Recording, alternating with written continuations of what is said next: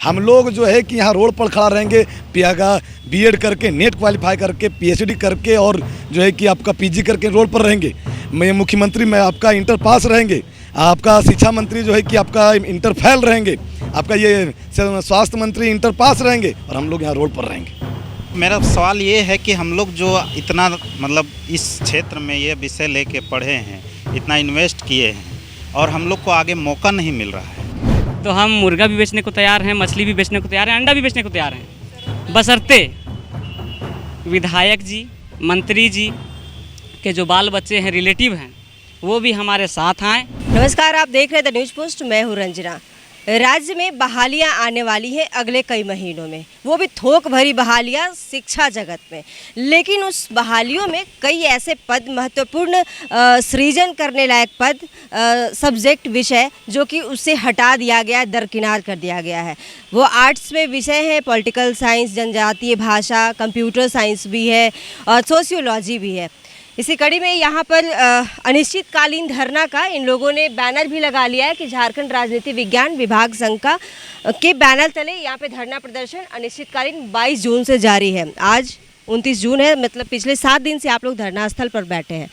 अपनी मांगों को किस किस लोकेशन में रखा जहाँ प्रायोरिटी के तहत पे? पहले मैं आपको बता दूं कि जिस प्रकार से आप अभी बताए कि आपने दर्शकों की नई नियुक्तियां आने वाली हैं, तो हम लोग का मानना है, मेरा व्यक्तिगत विचार है कि बड़े बड़े होल्डर और मतलब ये लगा देने से, बड़े बड़े पोस्टर लगा देने से नियुक्तियां नहीं हो जाती। नियुक्तियां अगर जो बोले जाते, नियुक्ति वर्ष जो सरकार बोल रही है कि ये नियुक्ति वर्ष है, बहुत सारे नियुक्ति निकालेंगे, तो किस प्रकार से नियुक्ति निकालेंगे? सड़कें तो आप में सारे छात्र युवा जो है कि रोड पर भटक रहे हैं। यहाँ जो है कि प्रत्येक वर्ष 5 लाख नियुक्ति की बात की गई थी, तो 15 लाख उधर क्या मांगेंगे भाई? हम लोग तो युवा जो है कि 15 लाख इनसे मांग करते हैं कि 3 वर्ष हो गया है, 15 लाख नियुक्ति आप हमको दे दीजिए, नहीं तो फिर हम लोग उस पर तो ज़्यादा चर्चा नहीं करेंगे। दीदी, मैं आपको बता दूं कि आज मैं पॉलिटिकल साइंस विषय का हूँ। हम लोग वहाँ गए उनसे मिलने के लिए, मिलने के बाद उनको ज्ञापन दिए कि सर ऐसा है कि हम लोग वे विषय में लगभग जो है कि अभी वर्तमान में 4 लाख, 4.5 लाख झारखंड काउंसिल एकेडमी के अनुसार आंकड़ा है, तो आप जो है कि ऐसा करें कि इस विषय को शामिल कर दे। जो शिक्षक बाहर निकालने वाले हैं उनका स्पष्ट कहना था नहीं, जो परंपरागत तरीके से चल रहा है हम उसको लेंगे। तो अगर अब उसको कोई नियमावली बदलाव नहीं करेंगे। आप एक चीज़ को बताइए कि आपका अगर ये कहते हैं ठीक है मैं परंपरागत तरीके से, तो भाई पिछले यहाँ आप देखेंगे तो भाई लगभग 1.5 महीना आपका ये 84-85 दिन से जो है कि 5वीं अनुसूची का मांग किया जा रहा है परंपरागत तरीके से। आप अगर संविधान में है भी तो आप उसको लागू क्यों नहीं कर रहे हैं?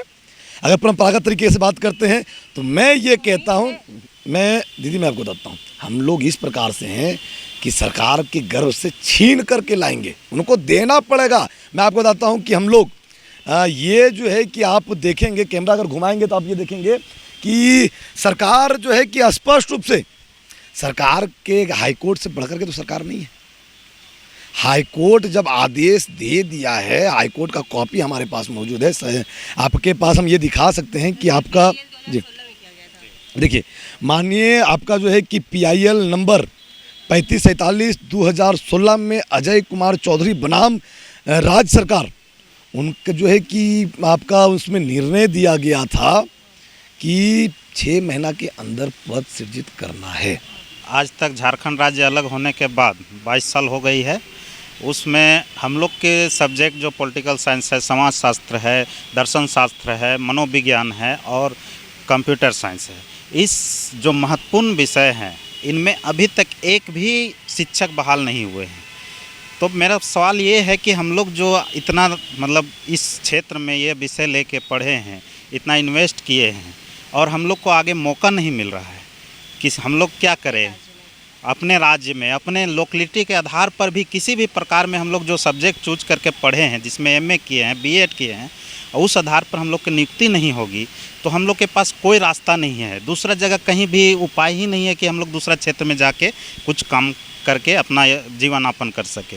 तो इस स्थिति में हम लोग रोड पे आ गए हैं। अभी धरना करने की आवश्यकता पड़ी है। सरकार तक आपके माध्यम से हम लोग पहुंचाने के, अपनी बातों को पहुंचाने के प्रयास कर रहे हैं। पॉलिटिक्स में जितने भी हैं उन्हें ये समझना चाहिए कि जो मेरा आधार है, बेस है, वो राजनीतिक विज्ञान है, उसी से हम लोग आज राजनीति कर रहे हैं और उस सब्जेक्ट को हम दरकिनार कर दिए हैं। उसका अस्तित्व को हम मिटाने का प्रयास जो सरकार कर रही है, झारखंड सरकार, उसे बचाने के लिए। आपके अनुसार कितनी पद खाली है ये राज्य भर में? देखिए, अभी राज्य भर में 635 +2 स्कूल है, जिसमें 124 अभी न्यू हुआ है, जिसमें एक भी शिक्षक का पद सृजन नहीं हुआ है। तो 635 जो +2 स्कूल है उसमें सारे में एक भी टीचर नहीं है और हर साल लगभग 4 से 5 लाख स्टूडेंट आर्ट्स सब्जेक्ट में ये 4-5 जो है पास हो रहे हैं। तो सवाल ये उठता है कि आखिर उन्हें किस आधार पर शिक्षा दिया जा रहा है, कौन शिक्षा दे रहा है, कौन पढ़ा रहा है और उसका मूल्यांकन कौन कर रहा है और किस आधार पर रिजल्ट दिया जा रहा है। आज हजारीबाग जिले से हैं। मेरा नाम राजेश कुमार हुआ। मैं एमए कर चुका हूँ और मैं से एमए किया हुआ हूँ। पीएचडी के लिए नेट का एग्ज़ाम दिया हूँ। तो मेरा कहना है मैम कि जब शिक्षक की बहाली नहीं निकाला जाएगा तो क्या फ़ायदा ऐसा क्लास करने से, पढ़ने से। या तो फिर चाहते हैं या तो यूनिवर्सिटी में इसका क्लास ही बंद करवा दिया जाए, इसकी तो फिर ज़रूरत ही नहीं है। मैं जब आपको सिर्फ इस सारे सब्जेक्ट का जब टीचर का बहाली लेना ही नहीं था थोड़ी तो पढ़ के क्यों आए, इतना खर्च किए। माँ बाप को भी हम लोग से उम्मीद है, उन लोग भी चाहता है बेटा पढ़ के कुछ करे। जब कुछ कर ही नहीं पाएंगे और जब शिक्षा की बहाली निकलेगी ही नहीं तो हम लोग आगे क्या करें, सिर्फ कोई रास्ता ही नहीं है। और फिर आप कहते हैं नियुक्ति वर्ष, तो जैसे नियुक्ति किस चीज़ काम का, जब मुझे जॉब ही नहीं दिलवाएगा। कि सरकार जो है पॉलिटिकल साइंस और सोशियोलॉजी जो है या फिर क्षेत्रीय भाषा और जनजातीय भाषा है, यदि इसको समाप्त करती है तो झारखंड में जो कम्पिटिटिव एग्ज़ाम भी हो रहे हैं उसमें क्षेत्रीय भाषा को और जनजातीय भाषा को आगे लाने की कोशिश की जा रही है।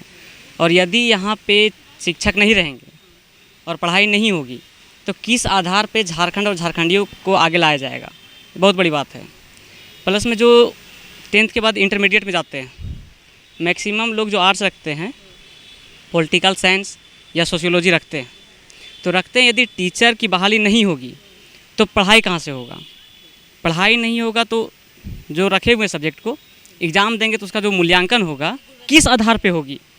और रही बात पॉलिटिकल साइंस, तो जो नेता लोग पॉलिटिक्स में आ रहे हैं यदि वही समाप्त कर देते हैं तो फिर या तो सीधा सीधी बोल दिया जाए कि पॉलिटिकल साइंस पढ़ाना ही नहीं है।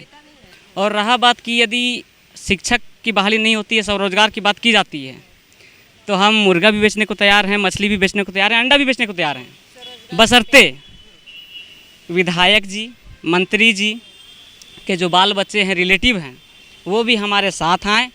हम मुर्गी फार्म खोलेंगे तो वो भी काम करें, स्वरोजगार की बात है, हम रोज़गार भी देंगे।